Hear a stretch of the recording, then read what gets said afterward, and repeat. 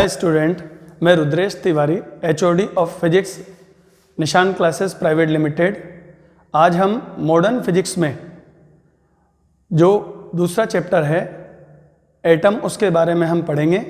इसके पहले हम 2 लेक्चर में प्रकाश विद्युत प्रभाव और द्रव्य तरंगे वाला चैप्टर कंप्लीट कर चुके हैं और आज हम एटम अर्थात परमाणु के बारे में चैप्टर जो दिया हुआ है उसके बारे में हम अध्ययन करेंगे। और सभी स्टूडेंट का निशान वीडियो प्लेटफॉर्म पे स्वागत है कि जो लगातार वीडियो को देख रहे हैं और उससे हेल्प लेकर पढ़ाई कर रहे हैं। सर्वप्रथम परमाणु है क्या? तो किसी भी द्रव्य का वो छोटे से छोटा भाग जो उसके समस्त गुणों को समझा सके या परिभाषित कर सके उसे परमाणु कहा गया। इसे इंग्लिश में एटम कहते हैं। इसके बारे में भारतीय दार्शनिक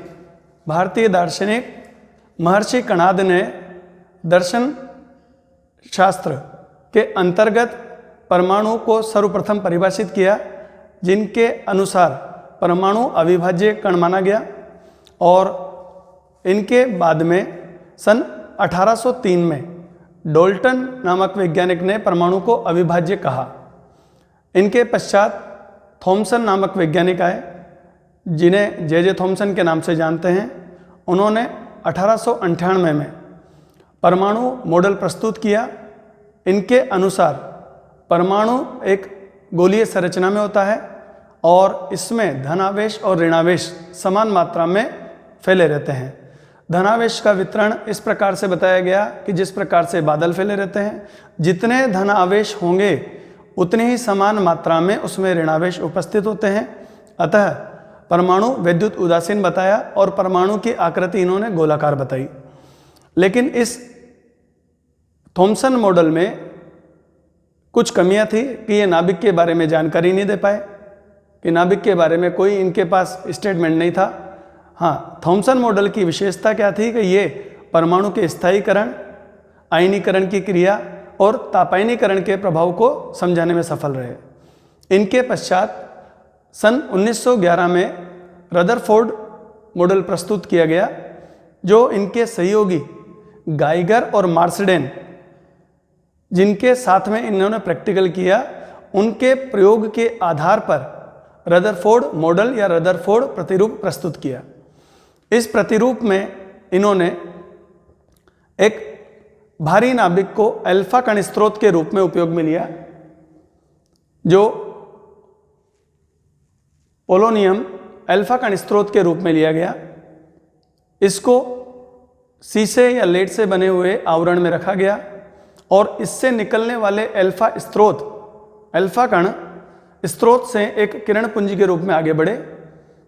इसके सामने स्वर्ण पत्र, जिसकी मोटाई 10⁻⁻7 मीटर, स्वर्ण पत्र या सोने की पतली पन्नी जिसकी मोटाई 10⁻⁻7 मीटर रखी गई, उस पतली पन्नी पर अल्फा कणों की टक्कर या बौछार कराई गई और इसके प्रकीर्णन, अल्फा कणों के प्रकीर्णन को देखने के लिए ZNS से लेपित पर्दा, जो प्रस्फुर गणित्र भी कहलाया, जो अल्फा कणों की काउंटिंग करने के लिए, उसको काउंट करने के लिए उपयोग में आया। और इलेक्ट्रॉन सूक्ष्मदर्शी, जिससे अल्फा प्रकीर्णन को देखा गया कि किन किन कोणों पर और किन दिशाओं में अल्फा प्रकीर्णन हो रहा है, उसके लिए सूक्ष्मदर्शी को उपयोग में लिया गया। प्रारंभ में जब ये देखा गया कि अल्फा कण स्रोत से अल्फा कण जो निकल रहे हैं वो सभी दिशाओं में न फैलें, इसके लिए उन्होंने इस प्रेक्षण में, प्रैक्टिकल में, ऊपर और नीचे लेड की बनी हुई ईंटों को रखा, जिससे लेड की ईंटों के रखने की वजह से अल्फा कण किरण पुंज के रूप में आगे बढ़े। लेड को क्यों उपयोग में लिया जाता है? क्योंकि लेड अल्फा कणों का अच्छा अवशोषक माना जाता है। ZNS से लेपित जो पर्दा है उस पर भिन्न भिन्न कोणों पर जो अल्फा कण का टकराव हुआ, उसको प्रस्फुर गणित्र की सहायता से देखकर और निम्नलिखित प्रेक्षण इन्होंने प्राप्त किए। प्रयोग के आधार पर निम्नलिखित प्रेक्षण प्राप्त किए गए कि अधिकांश अल्फा कण बिना विचलन के सीधे निकल गए, अर्थात उनमें कोई विक्षेपण नहीं हुआ। कुछ अल्फा कण अपने मार्ग से विक्षेपित हो गए और लगभग 10,000 में से एक अल्फा कण जिस मार्ग पर चलता है उसी पर पुनः टक्कर करने के पश्चात पुनः उसी मार्ग पर लौट आता है। इसकी तुलना रदरफोर्ड ने एक स्टेटमेंट के द्वारा की कि 15 इंच मोटी तोप से गोला दागा गया और वो पतले कागज से टकराकर वापस चलाने वाले पर ही मार कर बैठा। तो इन्होंने ये सोचा कि जब अल्फा धनावेशित कण है और सामने एक धनावेशित भाग भी ऐसा रहा होगा जिससे टकराकर अल्फा कण प्रतिकर्षण प्रभाव की वजह से वापस उसी मार्ग पर आ गया, तो इन्होंने ये निष्कर्ष निकाला कि परमाणु के केंद्र पर धनावेशित भाग होना चाहिए जिसे केंद्र को नाभिक नाम दिया गया। अर्थात रदरफोर्ड प्रयोग नाभिक को परिभाषित करने वाला प्रयोग है। अगर परीक्षा में पूछा जाता है कि नाभिक को परिभाषित करने वाले वैज्ञानिक का नाम लिखिए रदरफोर्ड और उनके दो सहयोगियों के नाम आए तो गाइगर और मार्सडेन उनके दो सहयोगी हैं। इस प्रैक्टिकल में यह भी बताया गया कि परमाणु गोलाकार संरचना में होता है और परमाणु का समस्त द्रव्यमान और आवेश अर्थात मास और चार्ज सेंटर पर रहता है जिसे नाभिक नाम दिया गया और वृत्ताकार कक्षाओं में इलेक्ट्रॉन चारों ओर चक्कर लगाते रहते हैं। ये रदरफोर्ड मॉडल का प्रेक्षण के आधार पर दिया गया स्टेटमेंट था कि इस तरह से नाभिक केंद्र पर पाया गया और इलेक्ट्रॉन वृत्ताकार कक्षाओं में लगातार चक्कर लगाते रहते हैं। कि यदि इलेक्ट्रॉन गतिशील नहीं होते तो क्या होता? यदि इलेक्ट्रॉन गतिशील नहीं होते तो वे आकर्षण के कारण नाभिक की ओर चले जाते और उसमें व्यवस्थित हो जाते। इसीलिए उन्होंने इलेक्ट्रॉन को वृत्ताकार कक्षाओं में गतिशील माना। रदरफोर्ड मॉडल ने परिभाषित किसको किया? नाभिक को। इसमें रदरफोर्ड मॉडल की कुछ कमियां भी बताई गई हैं कि रदरफोर्ड मॉडल की कमियां क्या थी। रदरफोर्ड के अनुसार इलेक्ट्रॉन लगातार वृत्ताकार कक्षाओं में चक्कर कर रहे हैं, तो जब लगातार इलेक्ट्रॉन वृत्ताकार कक्षाओं में घूमेंगे तो अपनी ऊर्जा को ह्रास करेंगे और अपनी ऊर्जा का जब ह्रास करेंगे तो वे अंत में नाभिक में समा जाने चाहिए, परंतु ऐसा होता नहीं है। दूसरी कमी इस मॉडल की क्या थी कि इनके अनुसार जब इलेक्ट्रॉन नाभिक के चारों ओर वृत्ताकार कक्षाओं में घूम रहे हैं तो उसका स्पेक्ट्रम सतत होना चाहिए था, लेकिन जब प्रयोगों से हाइड्रोजन स्पेक्ट्रम को देखा गया तो हाइड्रोजन का स्पेक्ट्रम रेखीय स्पेक्ट्रम के रूप में प्राप्त होता है। ये अगर परीक्षा में आता है कि रदरफोर्ड मॉडल किसे कहते हैं समझाइए, प्रयोग सहित प्रेक्षण और इसकी कोई दो कमियां लिखी है तो दो कमियां पे लिख देंगे। इनकी कमियों को दूर करने के लिए नील्स बोहर नामक वैज्ञानिक ने बोहर मॉडल या बोहर परिकल्पनाएं प्रस्तुत की। परिकल्पनाएं वर्ड होता क्या है?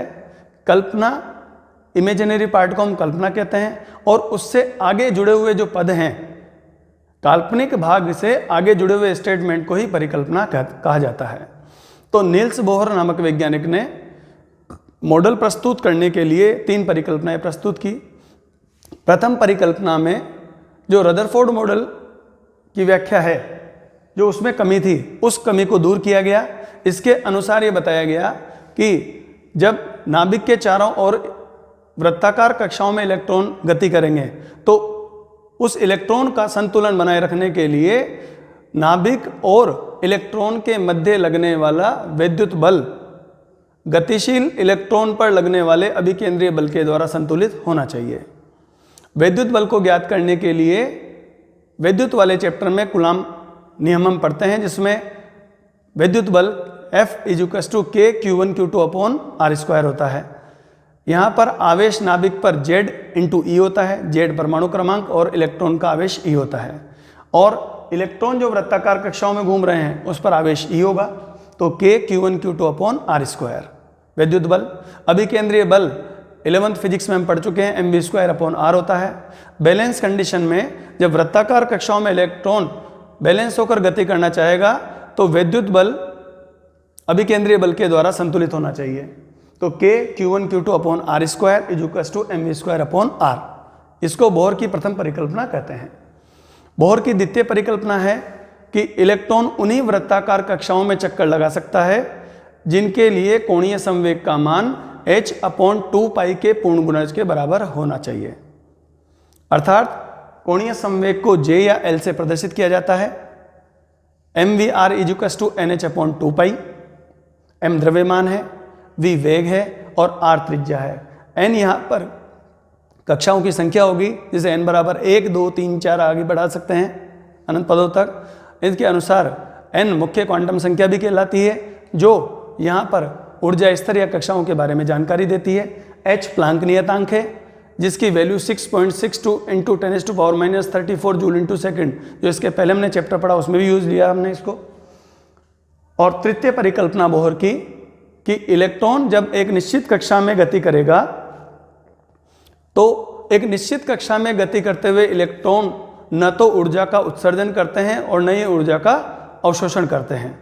लेकिन जब इलेक्ट्रॉन निम्न ऊर्जा स्तर से उच्च ऊर्जा स्तर में गति करता है तो निम्न ऊर्जा स्तर से उच्च ऊर्जा स्तर में जाने पर ऊर्जा का अवशोषण होता है, और जब इलेक्ट्रॉन उच्च ऊर्जा स्तर से निम्न ऊर्जा स्तर में संक्रमण करेगा तो ऊर्जा का उत्सर्जन होगा। और ये ऊर्जा का उत्सर्जन और अवशोषण जो होता है वो क्वांटम सिद्धांत के अनुसार होता है फोटोनों के रूप में, और इनके अनुसार ऊर्जा में परिवर्तन का मान डेल्टा E = अंतिम ऊर्जा माइनस प्रारंभिक ऊर्जा बराबर hν। न्यू आवृत्ति है, h प्लांक नियतांक है। यहाँ आवृत्ति को c/λ भी कह सकते हैं, sc/λ। अर्थात जब इलेक्ट्रॉन निम्न ऊर्जा स्तर से उच्च ऊर्जा स्तर में जाएगा तो अवशोषण, और उच्च ऊर्जा स्तर से निम्न ऊर्जा स्तर में आएगा तो उत्सर्जन। इस घटना को याद रखने के लिए हम एक छोटा सा एग्जाम्पल जोड़ते हैं कि जब किसी बालक को धरातल से 9वीं मंजिल पर पहुंचाना हो और लिफ्ट बंद हो और उसे सीढ़ियों से जाने को कहें तो उसे बीच बीच में आपको ग्लूकोज या बिस्किट वगैरह या कोई ना कोई एनर्जी टॉनिक देना पड़ेगा, तब जाके बालक वहां पर पहुंचेगा। अर्थात निम्न ऊर्जा स्तर से उच्च ऊर्जा स्तर में जाने के लिए उसे ऊर्जा दी जाएगी। और जब इलेक्ट्रॉन उच्च ऊर्जा स्तर पर जा चुका होगा तो बालक जब 9वें ऊर्जा स्तर में जा चुका है तो वहां से उसे धक्का दे दें, तो धक्का देने पर जब वो उच्च ऊर्जा स्तर से निम्न ऊर्जा स्तर में संक्रमण करेगा तो ऊर्जा का उत्सर्जन करता है बचाओ बचाओ के साउंड के रूप में।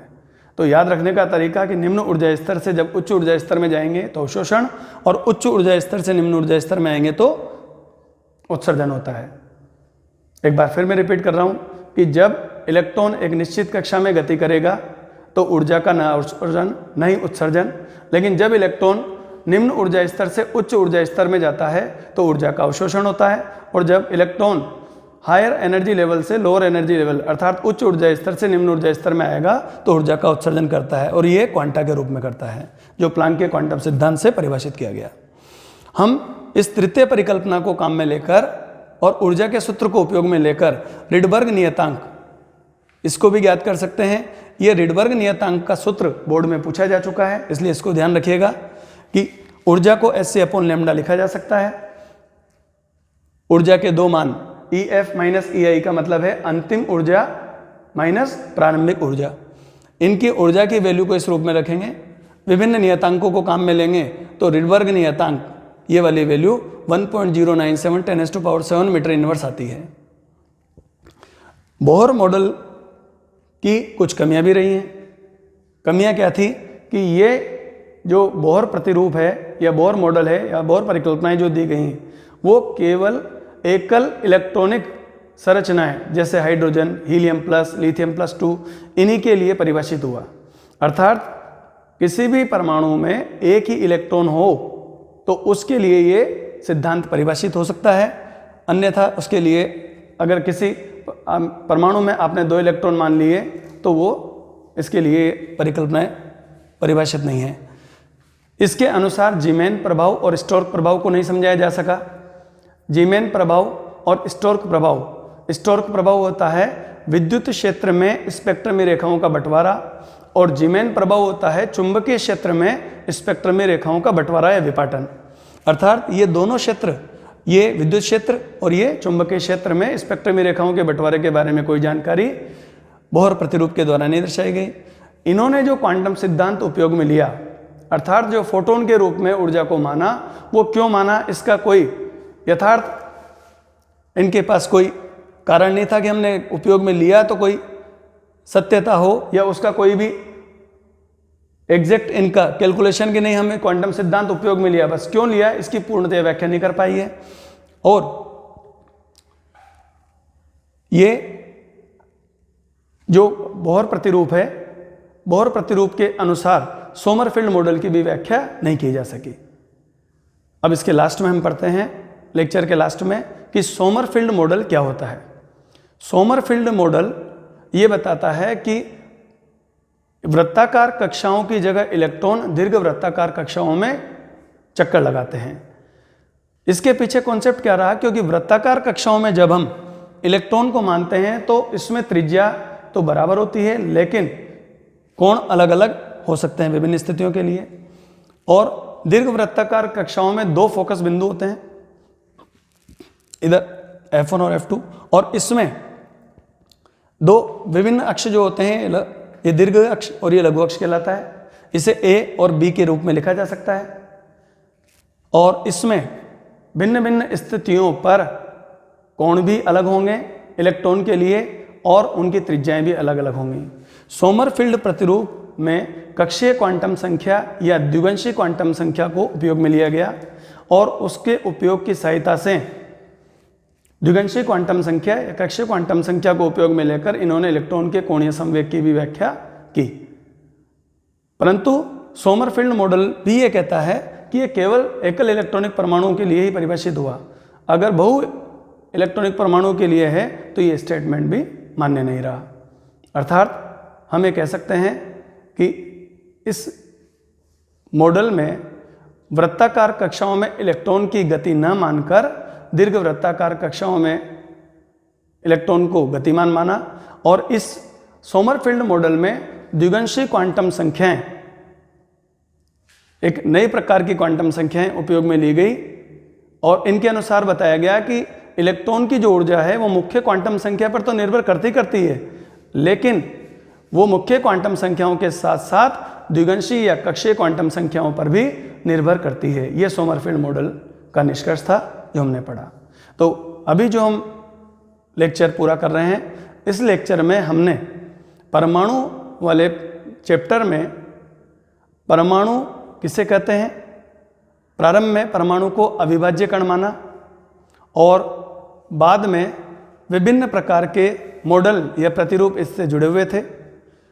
सबसे पहला मॉडल डाल्टन, फिर थॉमसन प्रतिरूप, फिर रदरफोर्ड मॉडल, फिर रदरफोर्ड मॉडल की कमियों को दूर करने के लिए बोहर परिकल्पनाएं, और बोहर परिकल्पनाओं में भी जो कुछ कमियां थी उससे संबंधित उन्हें दूर करने के लिए, कुछ कमियों को दूर करने के लिए सोमरफेल्ड प्रतिरूप हमने इसमें पढ़ा।